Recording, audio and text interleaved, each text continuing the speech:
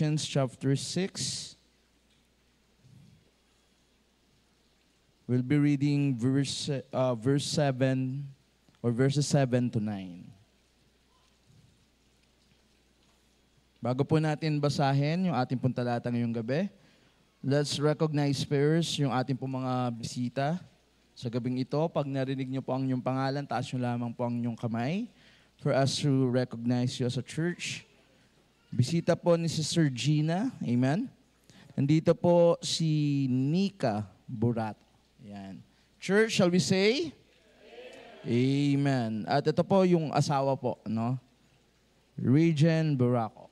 Yan. Church, shall we say? Praise God and amen. Malapit lang po sila. Cainta, Rizal. Amen. So, ibig sabihin, hindi po hindrance yung layo ng lugar. If you want to bring your guests, you can bring your guests. Amen? So, ating pong basahin yung talata. Galatians chapter 6, verses 7 to 9. Ready now, read. Be not deceived, God is not mocked. For whatsoever a man soweth, that shall he also reap. For he that soweth to his flesh shall of the flesh reap corruption. But he that soweth to the Spirit shall of the Spirit reap life everlasting. And let us not be weary in well-doing, for in due season we shall reap if we faint not. Manalangin po tayo. Dakila namin Diyos, salamat po sa gabing ito. Thank you, O Lord, for the opportunity to study and to hear your word this evening. Guide us, O Lord. Ganda ng aming pastor na nasa Thailand, kasama ng kanyang team. Ganda pa noon sila Preacher Rene and Preacher Dante na nasa Bohol. Gabayan mo sila at ingatan. Pagpapala po ang ningi po namin ngayong gabi sa pangalan ng Panginoong Jesus. Amen. You may now be seated. Thank you. So again, thank you for our pastor for this great opportunity. Privilege na makapagsalita on his behalf. Ito pong mensahe na to ay hinanda po ng ating pastor and I'm just here to deliver the message. Amen? So ang title po ng ating pong pag-aaralan ngayong gabi, timely po sa ating pong 41st church anniversary. Amen? We reap only what has been sown. We reap only what has been sown. So ito pong ating pong 41st church anniversary. Amen? Ang ating pong campaign, kung makikita niyo po dyan sa likod, meron dyan malaking tarp, that will be our fruit-bearing tree. Okay? So ano po yan, dahil ginrupo po kayo ng mga preachers nyo by trees in your district per group. Ibig sabihin yung tatlo na yan, magtutulungan, diba? Mag-aalala, mag-encourage yan sa isa't isa na magdala ng mga bisita. Amen? And again, ang pagdadala po natin, Sunday morning, Sunday afternoon, and also Wednesday. Kaya nga si Sister Gina talaga sabi niya sa akin ng Sunday, Sir, babawi kami, babawi ako. Dadala ako ng bisita. Amen? So, yan po yung ating campaign. And timely, yung message po natin ngayong gabi is about sowing and reaping. So usually, when most of us think of the concept of reaping that we saw, ang lagi po nating naiisip is negative. Tama? Yung pag nagtanim ka, anihin mo yan. Always, iba, sabi nga nila sa labas, sa iba, tawag nila dyan karma. Diba? Good or bad karma. Pero sa atin po, is sowing and reaping. Ibig sabihin, dahil ito yung tinanim mo, yun yung aanihin mo. Tama po? Pero, we must also understand, we need to understand, na hindi lang po siya negative. These laws are also positive, very positive, and stand in the promises of blessing us by God for sowing that which is good, as well as warning against sowing what is bad. So, ibig sabihin, yung idea po ng sowing and reaping, hindi lang siya sa negative na bagay. Amen? Hindi dahil pag gumawa na masama, ito yung mangyayari sa iyo. In the other, sabi natin, sa kabilang banda, ganun din po sa paggawa mo ng maganda. Amen? Pag nagtanim ka ng tama, aani ka ng tama. Pag nagtanim ka ng maganda, aani ka ng maganda. So, it means, in our lives, sa buhay po natin, di ba, meron tayong life choices. nakasalalay sa'yo kung ang itatanim mo maganda o masama. So nangyayari sa ating pong panahon or sa ating pong bansa recently, diba? Lahat po nakatutok, tama? Lahat po ay tumataas ang blood pressure, diba? Sa mga naririnig, sa nalalaman. Yet, sabi nga, as a Christian, as a children of God, kailangan maging matalino ka, maging matalino tayo sa magiging response po natin. This means our life choices are filled with consequences, both good and bad, both temporal and eternal. Di ba? Question. Sino po dito na-experience magtanim? Yan. Yan, no? Sila Kuya Joseph. Yan. Experience nyo magtanim. Oh, nakarating ka na ba sa bukid? Nakita ka na ng farmer.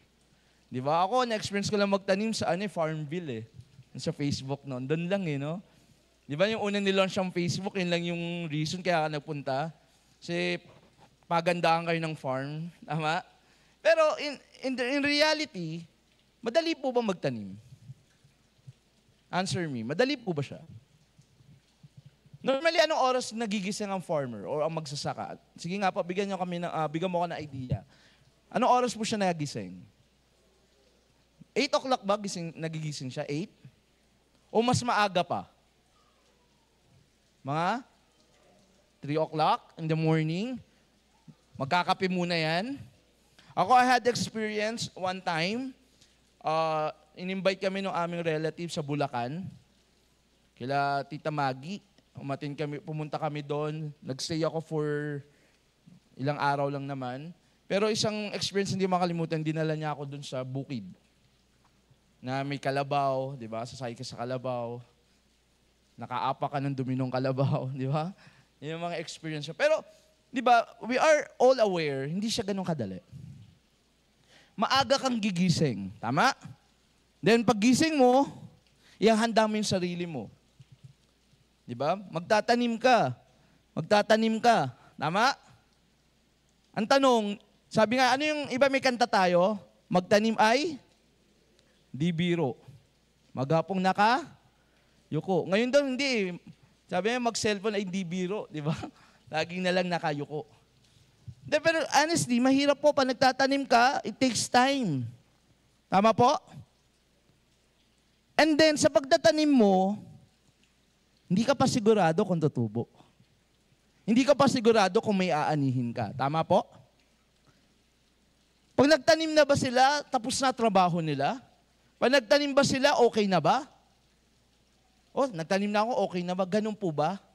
Hindi po. So mamaya, unti-untiin natin, tingnan yung bagay na yan. Sabi nga, reaping what we sow means we reap only what has been sown. Hindi mo pwedeng anihin yung isang bagay na hindi tinanim in the first place. Wala kang aasahan na aanihin mo kung wala kang tinatanim. Tama po? Amen? Di ba? You only reap in kind as we sow. Sabi nga, aani ka pag magtatanim ka. Pagkikilos ka. Sabi nga, we reap in a different season. So pag nagtanim ka, hindi kagad yan mag-aani. Tama po? Hindi kagad harvest yan. It takes time. At sometimes, hindi na yung farmer ang nakikinabang. Kundi yung pamilya na nila, yung generation after them. Ano pa? Sabi nga, when you sow, sabi nga, you reap more than what we sow. Di ba? Aani ka ng higit sa inaasahan. But also, you reap in proportion as we sow. In reality, sabi nga, sowing and reaping means, as now, so then. As now, ito ginagawa ko, so then in the future, may inaasahan ka. Tama? Ito po, we started last Sunday, first week po ng ating 41st church anniversary. Amen? Yung mga nakapagdala nga po ng mga guests nila, say amen. Mahina Lahat po nakapagdala ng bisita nila, say amen. Tanong, madali ba siya? Ilan po sa inyo yung nag-invite, nag-iya, pero hindi pumunta yung bisita? Tama? Nangako, pupunta ako, nandyan ako, maaga ako, pero hindi mo nakita. Tama? Alam niyo po, sabi nga, kung ngayon ka lang naghahanda, o anniversary, ngayon ako magyayaya, ngayon ako. Sabi nga, minsan huli na yan. Alam niyo po, sabi nga ni Pastor lagi, when you invite, dapat hindi lang tuwing anniversary. That should be our lifestyle. Madali ba yun? Hindi po. It will take a lot of your time, effort, resources. Isipin nyo, imagine, kami po ni Preacher Jeff, since July, meron po kaming hinahandle ng mga liga sa taas. Noong una, sabi namin, sige pagbigyan mo lang. Kasi goal namin mag-basketball, magpapawis eh. Okay? Kasi tinutulungan niya ako in my health condition. No? Sabi, papawis ka lang, Kas. Papawis ka. Eventually, may lumapit sa aming barangay asking kung pwede sila magpa-schedule. Pinagbigyan namin, na-handle po namin yung Bible study sa taas, as you know.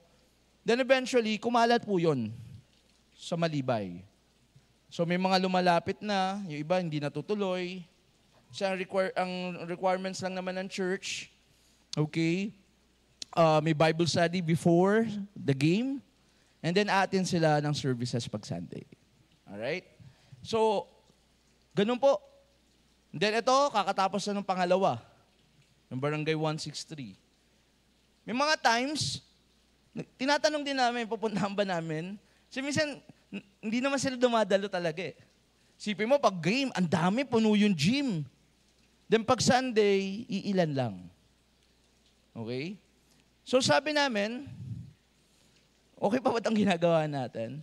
But we continue sometimes, or most of the times, halos kami lang nasa taas, tumatao, nagbabantay. Wala ba kaming ibang pinagkakabalahan? Meron. As you remember, di ba, as you know, last month, it's been difficult for us. Ako personally, sa health ko, di ba, may struggle po ako dyan, may challenges ako dyan. Then, di ba, something happened to us. Naalala ko, di ba, Tuesday nangyari yon. Thursday, nagtuturo ako sa taas. Sabi ko nga, okay ba to? Kaya ko pa ba to? Pero, ang lagi mo po namin iniisip, sayang po yung kaluluwang maliligtas. Sayang yung mga tao makakilala sa Panginoon. Kaya nga po, even in our busy days or busy schedule, talagang ginagawa namin ng paraan. Sabi ko nga, everyday, siguro, wala yatang araw na hindi ako nag-remind sa kanila to invite them. Diba? Sabi ko nga sa mga district members namin, sa mga kapatid ko, when you invite, sabi ko, huwag kayong sa isa lang. Or sa etong mga tao na to, hanap ka ng iba. Diba? Mas marami. Diba? Sabi nga, diba, sa raffle, sabi nga, mas marami, more chances of winning. Ganun din po sa pagdadala ng bisita. Pero hindi po ganun kadali eh. Tama? First Sunday pa lang po yan. 3 more Sundays to go. Ang tanong, dahil ba hindi pumunta yung bisita mo last Sunday, hihinto ka na.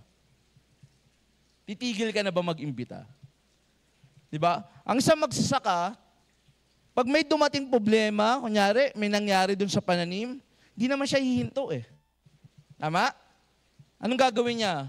Magtatanim siya uli. The same manner, the same thing.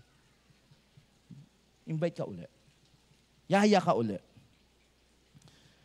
We reap only what has been sown. Life is filled with choices that affect us on an everyday basis in everything we do. That means our everyday choices are not without significance. Maari yung ginagawa mo araw-araw, yung hindi nakikita ng iba. Diba? Yung ginagawa niyo Ma'am Ferry mag-remind for devotion every day. Maari yung iba hindi nila na-appreciate yan, hindi nakikita. Pero ikaw, you continue doing that because you love God. Sabi ng Panginoon, lahat po yan hindi natatake unnoticed. Lahat po yan.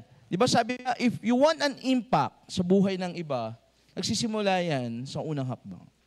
Small friction. Our choices affect us and others in dramatic ways whether we see it immediately or not. At ito po ang di ba, ang, kumbaga, isang bagay na dapat kang maging maingat o maging aware. Yung ginagawa mo, hindi lang naman ikaw ang aani. Whether good or bad, yung aani yan, hindi lang ikaw, kundi yung mga taong nasa paligid mo. Yung family mo, loved ones mo. Yung mga tao, mga kaibigan mo, kaklase mo. Tama? The number of people na magiging proud sa'yo pag gumawa ka ng tama, the same number of people na magagalit sa'yo pag gumawa ka ng mali. So anong pipiliin mo? Sabi nga, this is not a matter of good or evil eh. Wala ka na dun, tapos ka na dun eh. Remember, we're already celebrating our 41st church anniversary. Ibig sabihin yung ating pong simbahan, 41st na. Ganun na po siya katagal. And this coming September 21, we will recognize some people, some members na nagstay throughout the years. Kaya ikaw po ay awardee, naka-receive ka na ng invitation kanina, electronically. Di ba? You just need to confirm your attendance. Di ba? But we will recognize that. So meaning, kung matagal ka na, di ba? Ibig sabihin, ang choices mo dapat is between good to better, better and best. Amen? Doon ka na dapat. While earth remains, no man will mock God by changing for even one time these laws of the harvest. Hindi po magbabago yan eh. Yan po talaga, pag ano tinanim mo, yun ang aanihin mo. Ephesians chapter 5, verses 15 to 17. Let's open our Bible. Ephesians chapter 5, verses 15 to 17, sabi ng Bible, see then that ye walk circumspectly, not as fools, but as wise, redeeming the time, because the days are evil. Wherefore be ye not unwise, but understanding what the will of the Lord is. Verse 18, and be not drunk with wine, wherein in excess, but be filled with the Spirit. Alam niyo po, sabi niya, redeeming the time, for the days are evil. So nangyayari sa panahon ngayon, wala ka lang oras magmakmutol. Wala ka lang oras ma-discourage. Wala ka lang oras para magtampo sa Panginoon. This is the time for you to be faithful to God. Amen? Ilang taon na lang ang meron ka. Hindi mo alam. Tama? Hindi mo alam kung hanggang kailan ka pwede maglingkod sa Panginoon. If you still have the energy to serve God. So bakit hindi mo siya simulan? Ba't hindi mo siya gawin? Tama? Ngayon pa lang, pakita mo sa Panginoon, mahalaga siya sa'yo. We always say, Lord, mahal kita, I love you. Pero the question is, nakikita ba sa life choices na meron ka? Tama? Pananambahan lang. Imagine, di ba? Sa pananambahan, hindi mo mabigay yung best mo para sa Panginoon. Then you expect God to bless you. Amen?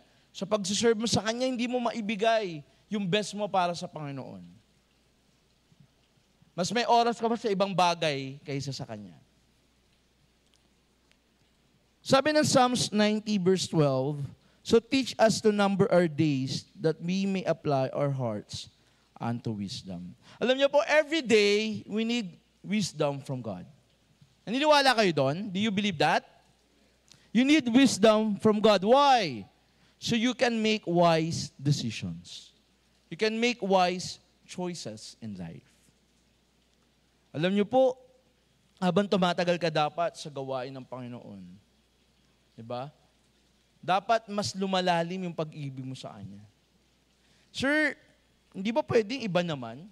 Alam niyo po, wala pong retirement when it comes sa service natin sa Panginoon.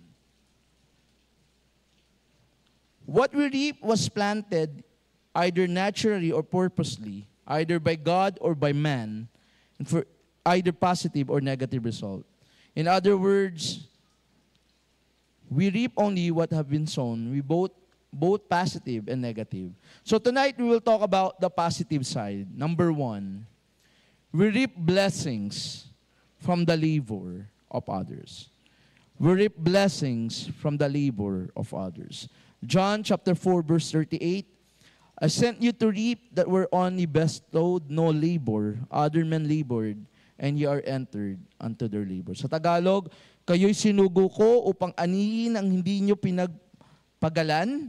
Iba ang nagpagal at kayo'y siyang nagsipasok sa kanilang pinagpapagalan. We reap blessing from the labors of others.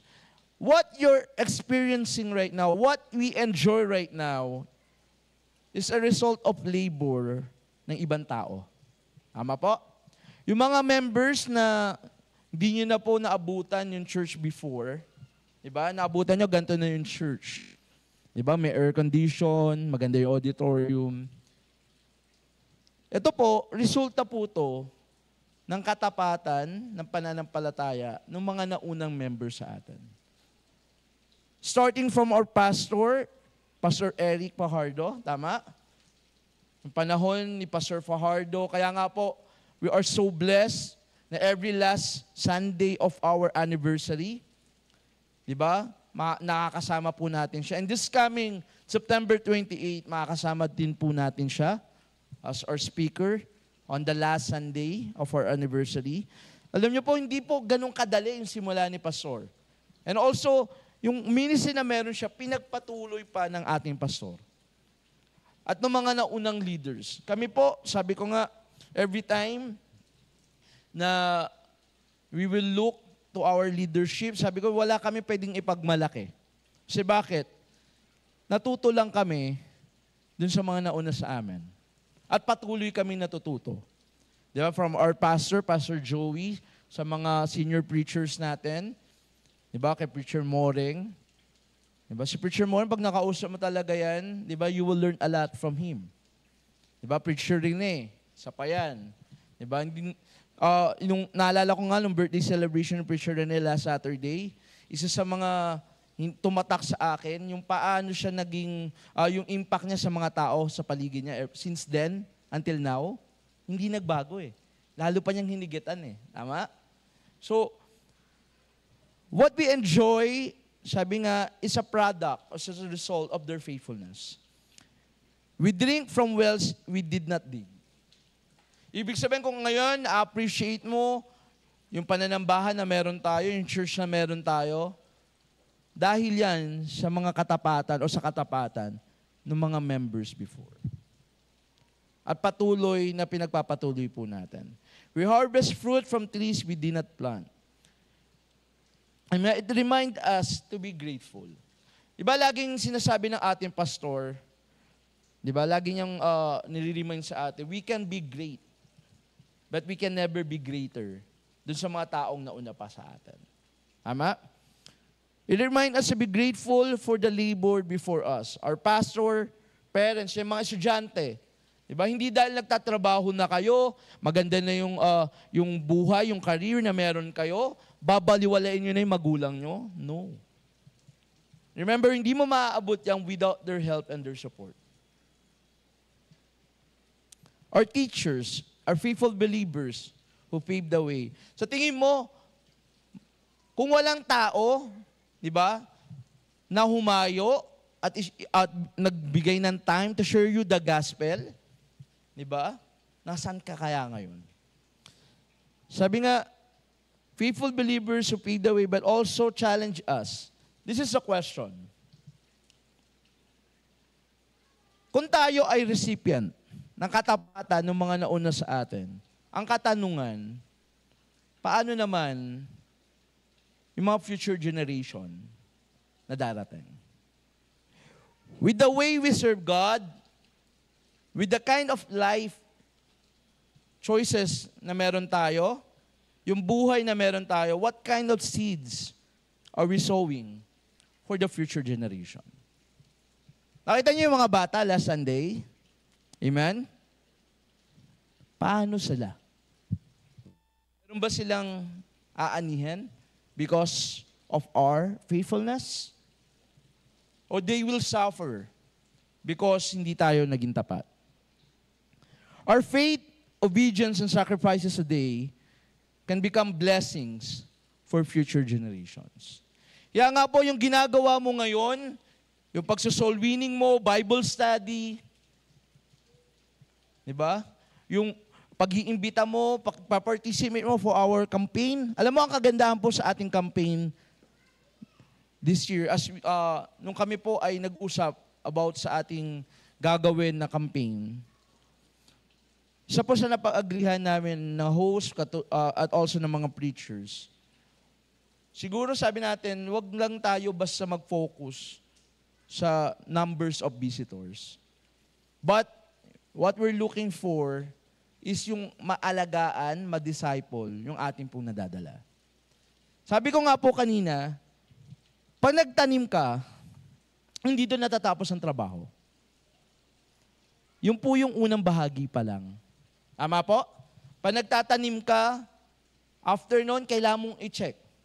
Kailangan mong lagyan ng fertilizer, kailangan mong diligan. Tama? Ganon din po sa pag-aalaga. Hindi dahil nadala mo yung bisita, okay na yun. Hindi dahil tumanggap siya, nag-profess siya, tumanggap siya sa Panginoon, okay na yun. Hindi dahil nabaptize siya, okay na yun. Hindi po. Tingnan mo, ilan sa mga nabaptize ang nanatili? Amen? Kung titingnan mo yung records ng ating anniversary, every anniversary, ang daming nababaptize. Maganda po yun. Wala pong mali doon. But the question is, naaalagaan ba natin sila? Do we disciple them? Kasi pag sinabi po natin disciple, maglalaan ka talaga ng oras to talk to them. Kakamustahin mo sila. I-check mo, okay pa ba sila? Lumalago ba sila? You pray for them. Ang tanong, kailan ka huling nag-alaga? Alam niyo po, hindi po ganun kadaling mag-alaga. There are times, kukunin niya kahit yung oras na dapat sa'yo ni. Amen? Diba? Isa po sa inaalagaan namin,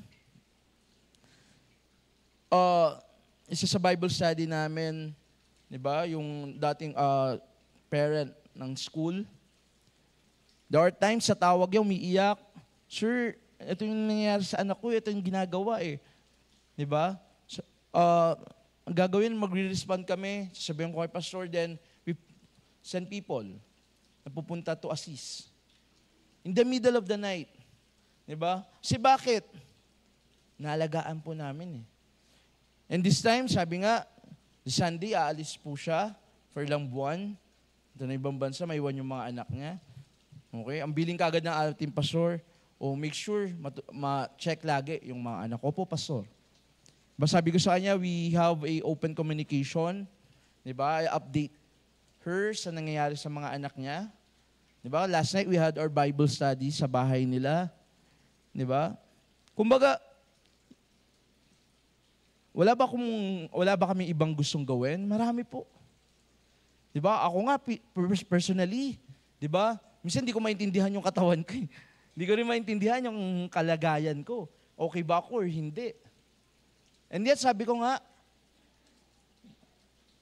you just continue. Ilan pa yung pwede mong maabot? Kaya nga po, as we go to our second week, huwag kang huminto. Kung last Sunday, hindi nakapunta yung bisita mo, hindi ka nakapagdala, bawi tayo. Amen? Magdala tayo. Amen? At kung ikaw naman nakapagdala ka, magdala ka pa. Okay? Ay, magdadala na lang ako pag last Sunday. Huwag po, every Sunday, kaya ginawa natin, every Sunday is a big day. Amen?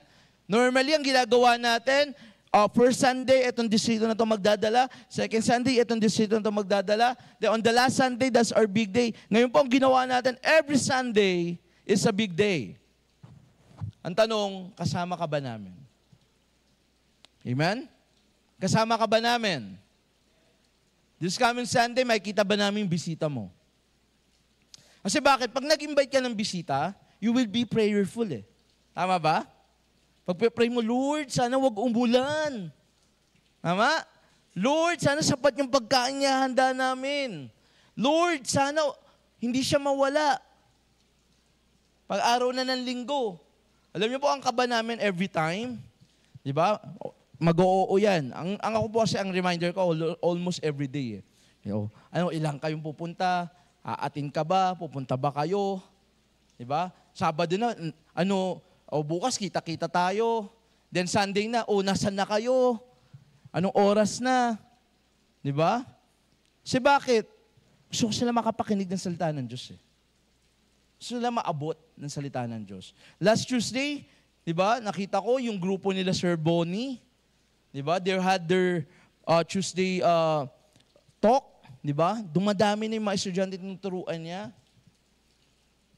Diba? Alam naman natin how busy Sir Bonnie, pero he gave time para sa mga kabataan na yon. Dahil lang ba anniversary? No. Kasi gusto nating maabot sila eh. Kaya nga po, di ba, we adopt yung tinatawag na SVEC, yung Values Education. Kanina po, nag-send na ako ng schedule, di ba, dun sa mga gustong magturo. All Thursday po yan.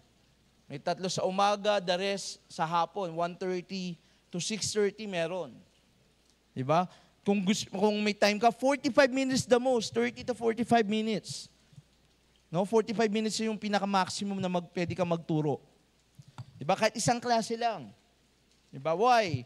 We want to reach these people, these children. Kasi bakit? For our future generation. So, number 1, the positive side, we reap blessings from the labor of others. Then second, we reap blessings because of what God has done on our behalf. We reap blessing because of what God has done on our behalf. Letter A, the blessings of a common grace. Matthew chapter 5, verse 45. Pakibasa nga po ng mga kababaihan. Matthew chapter 5, verse 45.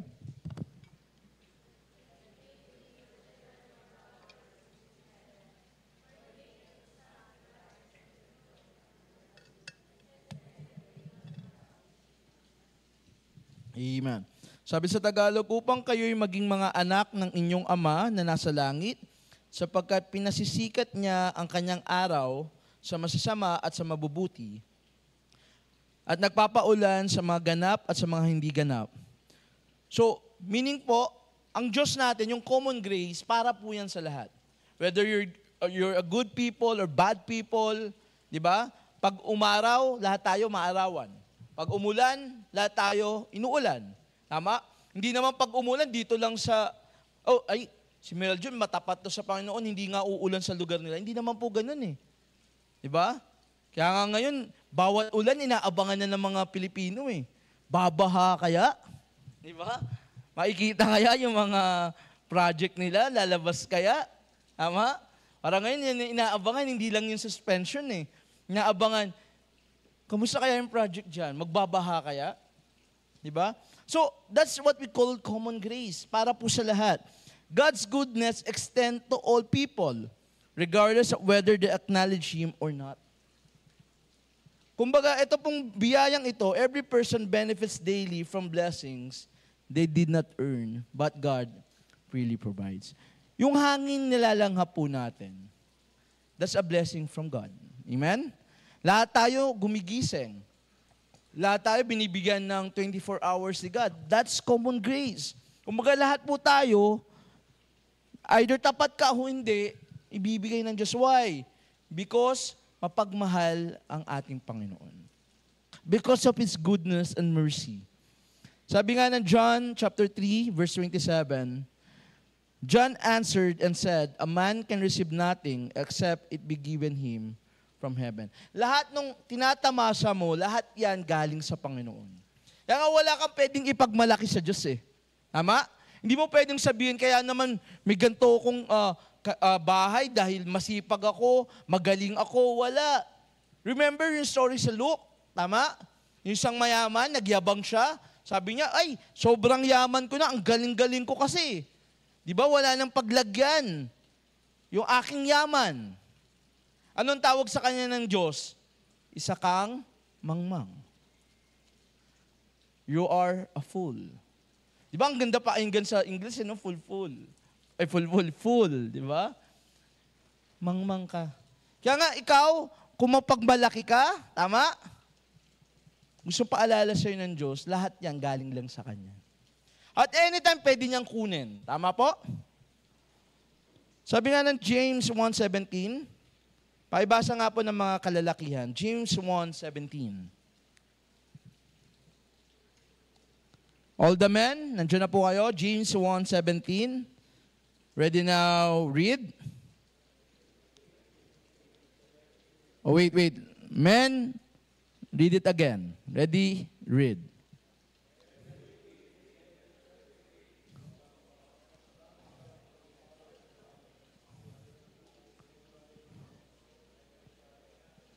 Amen. So, ang bawat mabuting kaloob at ang bawat sakdal na kaloob ay pawang buhat sa itaas na bumababa mula sa Ama ng mga ilaw na walang pagbabago ni kahit aninuman ng pag-iba. Every good gift we enjoy comes from God. Alam mo, ang Panginoon, hindi niya bibigay yan because you deserve that. Natatamasa mo yan dahil mahal ka ng Panginoon. Amen? Because of His goodness. Lahat ng tinatangkilik natin, yung time, talent, treasure na meron ka, that's all come from God. Kaya nga, dapat lang, nararapat lang, ipagamit mo sa Panginoon. Tama? Alam niyo po, ito, hindi siya ganun kadali. Tama? Yung mga nag-aayos ng flowers, yung gumagawa ng promotion, di ba? Yung iba sa atin, tulog na sila, nagtatrabaho pa. Tama? Pupunta pa yan ng dangwa. Alam ko po yan kasi minsan na sumasama ako dyan eh. Diba? Wala kang no choice eh. Di ba? Minsan lang po yon. Sumasama ako dyan. Nakikita ko how, di ba, yung iba nagsimula ng walang idea paano ginagawa. Ngayon lahat na sila expert eh. Di ba? Alam mo ang nakakatawa sa ating mga adult ladies, no? Dahil sa kanilang ministry, kahit saan kang pumuntang lugar, kunyari may kainan kayo dito, di ba? May pasyal kayo. Pag may nakita silang halaman o bulaklak, ito maganda to eh. Bagay ito sa church eh. Ito, at ganito to eh. Parang lahat na lang napapansin nila, uy, pwede ito sa church. Kunin mo nga yan, tanim natin. Tama, Ma'am Eve? Di ba? Bakit? Ministry nila eh. They enjoy what they're doing eh. Di ba? Na-appreciate ba natin yan? Yes. Nakikita ba sila? Not all the time. Pero ginagawa nila out of love. Tama po? Dahil yan, pinagkaloob eh. Nag-alala ko, di ba yung simula, di ba si Ma'am Russell yung kumikilos. Ngayon, ang dami na nilang may alam. Di ba? Nagpapaganda, ito gawin natin. Why? Ganun po sa simbahan eh. Di ba? We evolve. We participate. We cooperate. Di ba? Kagabi lang eh, sa meeting namin nila Preacher Jabez, talagang nagpapasalamat kami dyan kay Preacher Jabez. No? Sarap ka-meeting yan eh. Busog kami lagi eh. No, kidding aside, di ba, anong oras na po kami natapos? Si Sir Rene nga tumawag na kay Ma'am Lise. Nagulat, nandito pa kayo. Pauwi na kayo. Di ba? Why? We're planning eh. Di ba? We're preparing. Kasi nga, this is our 41st. Ginagawa lang ba namin dahil kami host? Hindi po. Di ba? Sabi nga namin lagi ni Sir Jabez, kahit sino pa ang host, we support. Ang kagandahan po sa church natin, our pastor, our leaders, diba? Yung po yung training na meron po tayo eh. Kahit sino pa tumayo dyan, we support. Diba? Umaalalay po kami. Kaya nga po nagiging magaang yung ating pong gawain. So letter A, the blessing of common grace. Letter B, the blessing of saving grace. Romans chapter 5 verse 8, the Bible says, "But God commended His love toward us, in that while we were yet sinners, Christ died for us." Sabi nga, beyond common grace, God's greatest blessing is found in the cross. Sa ating pong mga bisita, walang ibang biyaya hihigit pa kundi sa biyayang binigay ng Diyos yung namatay siya sa krus ng Kalbaryo. Kasi bakit? We don't deserve that. Diba? Kasi minsan akala natin it's just a common thing. Namatay si Kristo. Yes, alam ko yan. But do we really know or understand ano yung ginawa ng Diyos sa atin? Tama?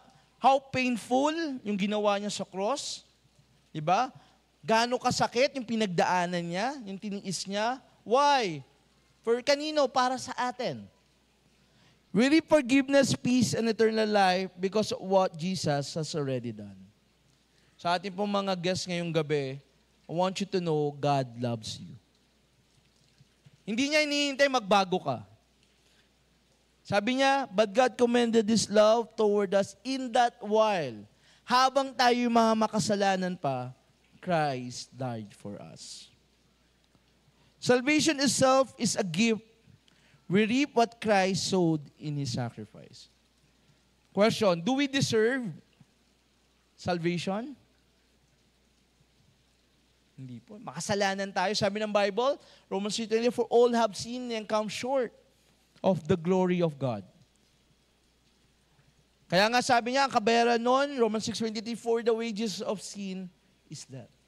Kumbaga nararapat lang po sa atin yung mapahamak. Di ba sabi nga sa training namin sa SVEC, ang death, okay, it means separation from God. Ba yun yung tinuturo ni Pastor sa atin, pagkahiwalay sa Diyos. Regardless of man's lack of thankfulness, God has given man the greatest gift of all, and this is His precious Son. Have you imagined that? May hihigit pa bang regalo na pwede mo makuha sa buong buhay mo dun sa ginawa ng Panginoon na ibigay ang kanyang buktong na anak? So, what should be our response to this God's grace? Number 1, gratitude. Recognize every blessing as a gift from God. Are you thankful? Are you grateful? Nagpapasalamat ka ba sa Diyos araw-araw? Every time you woke up, ako, na-appreciate ko, every time si Ma'am Ferry, minsan na nagugulat ako, 4:30. Ba magpo-post na yan? Nagdi-devotion siya, nagpapasalamat siya sa goodness ng Panginoon. She always remind us, ito po yung dapat natin ipanalangin, ito po yung dapat na, di ba, nagawin natin. And sometimes, she even shared, di ba, yung prayer ni Leah. Di ba? Ganun siya ka-proud na nakikita niya si Leah lumalaki na may takot sa Diyos. Di ba, imagine, nagsimula sila mga bata ngayon, di ba, mga dalaga na, mga binata na. Di ba? So, we need to be grateful. Let's have a spirit of gratitude na lagi mo sasabihin sa Panginoon, Lord, thank you, niligtas mo ko. Ano pa? Humility. Remember that none of us earned His goodness. You need to be humble. Tama? Generosity. Share the blessing God has given us with others, just as He has freely shared with us. Kaya nga po, ang goal natin, hindi lang sa atin. Hindi lang ikaw ang nakakaalam ng kaligtasan, kundi ibahagi mo sa iba. Sabi ko nga, di ba, lagi sinasabi sa atin ni Pastor, if you found cure sa cancer, it will be a criminal, di ba, pag hindi mo shinare. How much more yung cure ng salvation or cure ng iyong penalty ng kasalanan. And that is salvation from God. You need to share it to others. You need to invite others. Diba? Wag lang pag may anniversary. Wag lang pag, di ba, may mga gantong event. Kundi gawin mong lifestyle. Alam mo si Pastor, minsan talaga, nagugulat kami. Paano niya ginagawa? Kasi yun yung buhay niya. Di ba, kumakain kami. Di ba, may nag-treat sa mga preachers, kasama namin siya. Mamaya magugulat kami, kausap na yung waitress. Sinishare na yung word of God. May nag-deliver dyan sa harap, di ba? Mamaya kausap na niya. Na-witnessan na niya. Di ba? Bakit? Yun yung buhay niya. And dapat ganun din po tayo. Every time you have the opportunity to share the word of God, go. Share it. Share it to others. Last. Amen? Not only we reap blessings from the labor of others, not only we reap blessing because of what God has done on our behalf, but last, we are blessed by what others have done. 1 Corinthians chapter 3, verse 6, I have planted, Apollos watered, but God gave the increase. Much of what we enjoy in life is not only the result of our efforts, but also of the labor, sacrifice, and faithfulness of others. Balik tayo dun sa illustration ko kanina, sa pagtatanim. Di ba? Yung pagtatanim, after, di ba, kahit anong alaga nila, darating yung time, di ba, na there will suffer loss. Tama? Lalo na pag may bagyo, bilang masisira yan. But they never stop. Why? Not for them, but for their family, for their loved ones, for the future. We stand on the foundation others built. Sabi nga ng Hebrews 12:1, wherefore seeing we also give compass about with so great a cloud of witnesses, let us lay aside every weight and the sin which doth so easily beset us.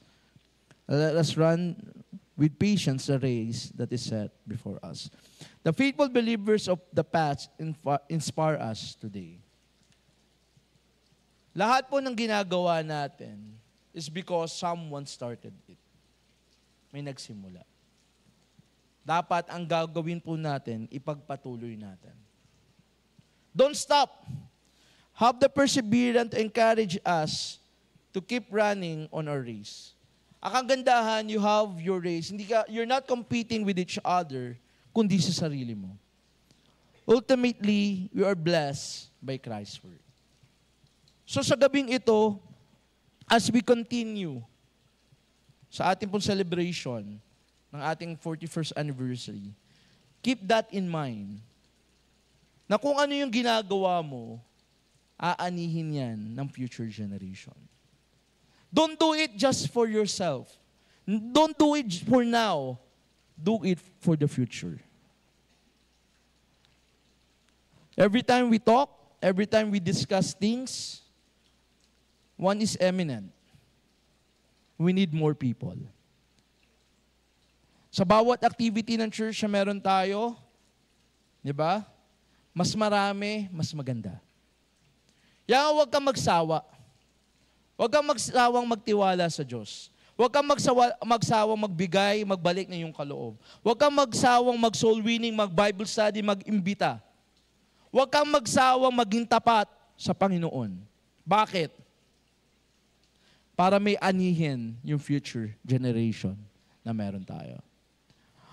Huwag nating isipin yung ngayon lang. We keep praying kasama ni Pastor na mapuno natin yung ating auditorium. Diba? At hindi kaya yan ng ilan. Hindi kaya yan ng mga leaders lang. Hindi yan kaya ng pastor lang. Hindi kaya yan ng mga staff lang. No. We need each other. Gawin mo yung kaya mong gawin. Ibigay mo. This is not the time for you to stop. This is not the time for you to give up. Yes, life have difficulties, challenges. Sabi ko nga, the month of August. Dati sasabi ko, pag August na ito na yung month na Augustuhin ko na ito eh. Diba? Si August na ngayon. August, diba? Ang dami nangyari. If you will ask me if I'm okay, I'm trying. By the grace of God, I'm doing good. By the grace of God, nagpapatuloy po. Madali ba siya? No. Diba? Pero nagpapasalamat ako may church, may pastor, may mga members. Diba? Imagine, first week of August, nagkasakit ako. Ayaw bumaba ng blood pressure ko. After that, namatay tita ko. Then after that, si nanay sinugod sa ospital. After that, BP ko ulit tumaas. Sabi ko nga, every week parang meron nangyayari. Every week, di ba? Sabi ko nga, thank you, Lord, thank you. Kasi bakit? Because of those things, I'm getting stronger because of His grace. Alam mo, wala po ko ibang pwedeng yakapin, kundi yung biyaya ng Diyos. Every time na kami po ay magsa-soul winning, magba-Bible study, yun lang lagi ko iniisip, Lord, use me. Lord, gamitin mo ako to reach out for these kids. To reach out for these people. Why? Because that's the right thing to do. So check yourself. Are you doing what God will bless? Are you sowing seeds that you will reap for the future? O kontento ka na dun sa mga na-harvest mo? Alam mo po, ang sa magsasaka, they never stop. Why? Marami pong umaasa sa Kanya. So tonight, let's all stand up and let's pray.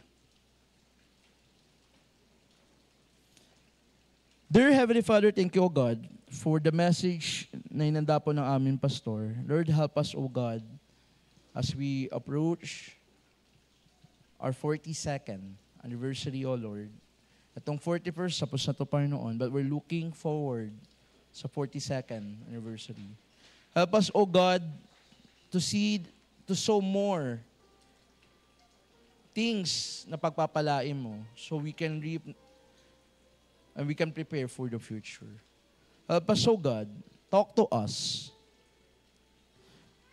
This evening, kung nangusap ang Panginoon, ang salita ng Diyos sa'yo, nakita mo yung kalagayan mo sa Panginoon. The question is, anong tinatanim mo? Are you sowing seeds of goodness of God, of your faithfulness to God? Or nakontento ka na, naging complacent ka na? Members, it's time to check ourselves. Am I being faithful to God? Binibigay ko ba yung para sa Panginoon? Ginagawa ko ba yung para sa Panginoon? O nakontento na ako sa blessings in the past? If that's your prayer tonight, why don't you come to this altar? Talk to our God and say, Lord, nagkukulang ako eh. Lord, nagiging complacent ako eh. Lord, babawi ako.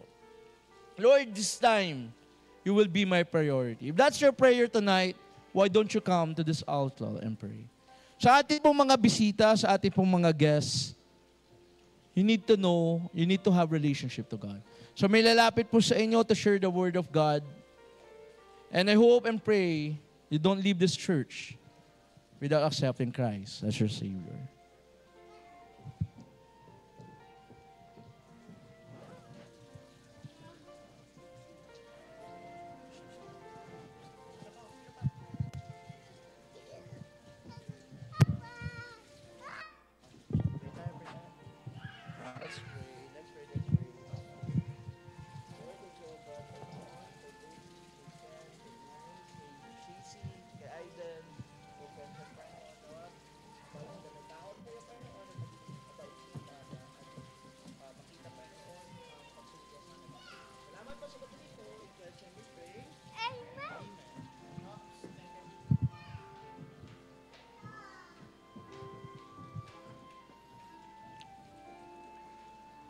Why don't you go to your family and pray as a family?